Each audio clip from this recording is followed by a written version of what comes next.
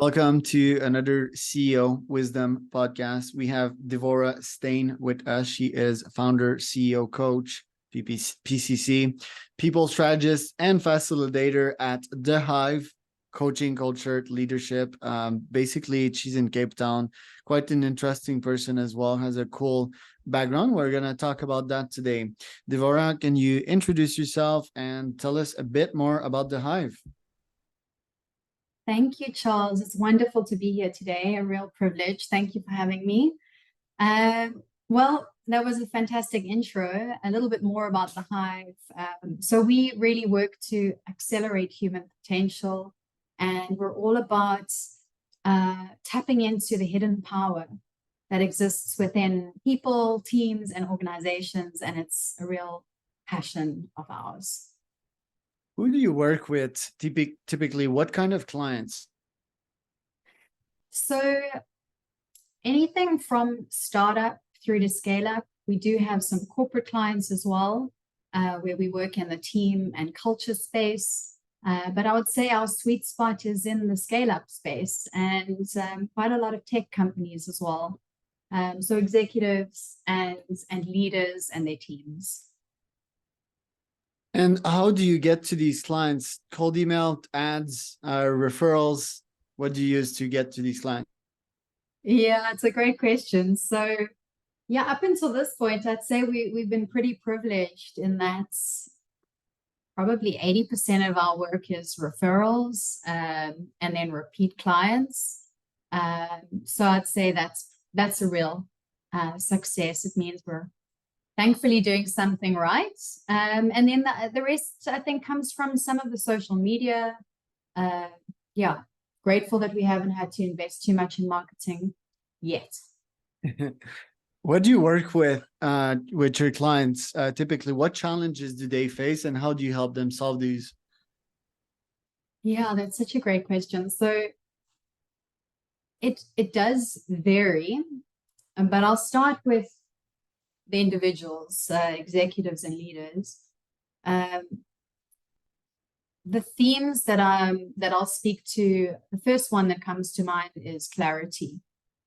And should I say the challenge of lack of clarity.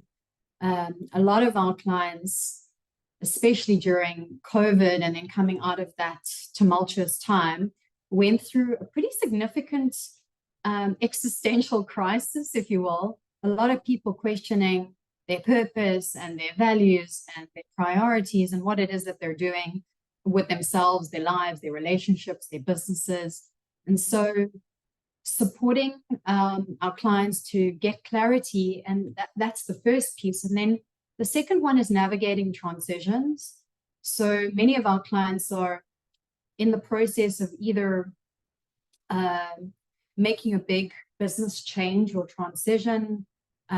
Some perhaps who are in organizations are transitioning from a role to another role, seeking a C-suite role or executive role. And then some transitioning industries or even careers. So often it's around transition and supporting people to get clarity on how to navigate those decisions in a way that aligns to their purpose. And so what we welcome, because there are many coaches out there that will say they'll only work with you if you've got a goal that you're trying to achieve and you're clear on that goal. And what we do is we support our clients to get that clarity and then to build out that roadmap so that they can achieve what they want to achieve. Yeah, that's some of the challenges. And then perhaps in the collective space, if I think about the teams and the organizations that we work with, it's a lot about, sure, there's been a massive transition moving into this hybrid setup and away from office into office, asynchronous, synchronous. It's become a bit messy. And then you've got human beings that need to work together and get results and deliver and perform. And there we are, being human. And then how do we connect with each other? How do we relate? How do we navigate conflict? How do we build trust? How do we do all of those, wonderful things in a world that's really changed? So we support our clients to to go through that process and to find and create teams and cultures that thrive, that people want to be a part of. Right. And burnouts, you know, with the stress since COVIDs and all of that, what do you have to suggest to your clients to avoid that?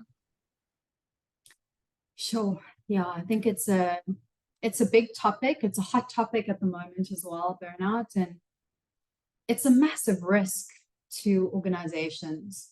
They don't necessarily always think about it as a risk, but when I'm engaging with my clients at an executive or CEO level, the number of times that they bring up the issue of people taking sick leave, people just having to take mental health leave, people just not performing, not necessarily because they can't, or they won't, or they don't want to, but because they've just reached a certain level of depletion.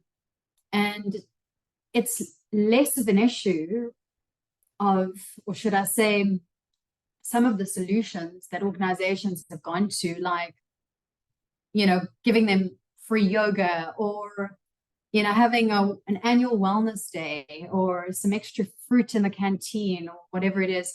I mean, it's sweet, it's cute, but it doesn't address the systemic problem, which is that the organization needs to relook the mindsets and the behaviors that they encourage and that they tolerate and that they punish when it comes to work, when it comes to workload, when it comes to the pace of work. And I think it's become, in certain instances, quite unsustainable. It's almost a growth at all costs scenario. And we're not necessarily thinking about whole system wellness. And that's really like, if our people are well and functioning and kind of operating in a more balanced way, then they're going to perform better, they're going to contribute more, and of course then the whole system can thrive. But it's almost a little bit of a win-lose situation rather than a win-win. I'm not sure if that answered the question, but I've just shared a whole bunch now on. Well, let's say that I'm a CEO or a founder, and I'm quite stressed nowadays, and I struggle to manage between my personal and business life. What tips would you have for that kind of CEO or founder? Yeah, I mean, it's not uncommon, especially in the startup phase. It almost requires that accelerated, high fuel, high energy time. And then at some point it needs to change. So I do think that there are stages and phases, and we can't pretend that everything's going to be, you know, perfectly well balanced. Often people think of work-life balance as scale with like work and life perfectly balanced, and I don't buy that at all. I think it's a lot more about how we integrate the different parts of our lives and who we are. And it's less about balancing work versus life and more about how we spend our time and our energy. Because if we're doing things and prioritizing things that fuel us and energize us, then we can, there's no issue actually working a long day, because you're fueled, you're energized, you're contributing, you feel purposeful. And so the advice that I would give is consider your strengths, consider whether if you did a little snapshot survey, or not a survey, but like an evaluation of how you spend your time and your energy, where would it be going? And is it going to the things that are energizing you or depleting you? Because if it's going to the things that are depleting you, then that needs to be changed. And what I would do is rather than telling my clients what to do, I would inquire into what energizes them. What are the habits, the people, the practices that they can put in play to enable and bolster them, especially during a stressful time. So for me personally, when I know I'm going into like stress mode, or I've got a very, very full throttle month ahead, the question for me comes, what enablers do I need to put in play to make sure that I'm operating at my best? And for me personally, that's exercise becomes non-negotiable, nutrition becomes non-negotiable, making sure I've got a session with my own coach, making sure I've got, all of those enablers, the things that we need in place to support us to succeed and operate at a high performance level. And for everyone, that will be different. What does a day in your life look like nowadays in terms of habits and the habits you're trying to build? Yeah, so usually it's an early start or early-ish start. I've got a young son, so sleep is sometimes elusive. But it's the intention is to get up 30 minutes before he's up, and that's time for meditation. I have a daily meditation practice, which is really important to me. And it's either a mindset cleanse, if you will, or a breathing process that just supports me to just clear my system and kind of move whatever stagnating thoughts or energy has built up. And then it's kicking off my day with a nice cup of coffee, time with my son, school drop-offs, and then exercise. So I'm very grateful to have the freedom and flexibility to prioritize just physical health. And that's, my mornings are very precious to me in that way. And then dive into the day and connect with clients, have coaching sessions. A lot of the work that I do is global, so it's online.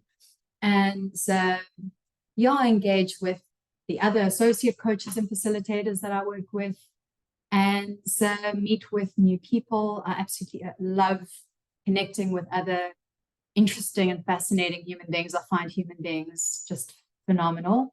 And so I'm always kind of building relationships and connecting. And then hopefully making time for family and friends. I think that's also really nourishing and rewarding. I live in Cape Town, so I have the mountain just in front of me outside my office window. And just getting into nature when I can is a real privilege. And I think it refuels one's soul and, mindset and heart set. And so that's probably a day in the life of, although it varies, obviously. But that would be a typical day, I'd say. All right. And what are your top 3 goals for the remaining of this year? Sure, it's a great question. I think it's about the first one that comes to mind is learning. I've got I'm working with a new coach, my coach, to continue to build and learn and expand my market and my reach globally. And so accelerated learning would probably be number one, and always making time for that. I'm a huge advocate for just constantly evolving and also questioning one's beliefs and, growing as a human being, and making time for that. I'd say the second one is health, probably on the health and fitness side of things. There was a little bit of a wobbly a few months ago, so just recalibrating on the health side. And I think the third piece is around expanding the impact that we have from a client perspective. So building on the work that we're doing and securing our repeat clients for next year. That is really cool. Thank you for sharing all of that today, Devorah. Where can people find out more about you? Yeah, great. So people can find us. Our website is www.hive. So that's HIVECULTURE, hiveculture.co.za. And then on LinkedIn as well, we're The Hive Coaching Culture Leadership. And I'm Devorah Stein. I'm also very active on LinkedIn, and I'd love to connect with you there. And I am Charles Cormier, host. That was another founderwisdompodcast.com.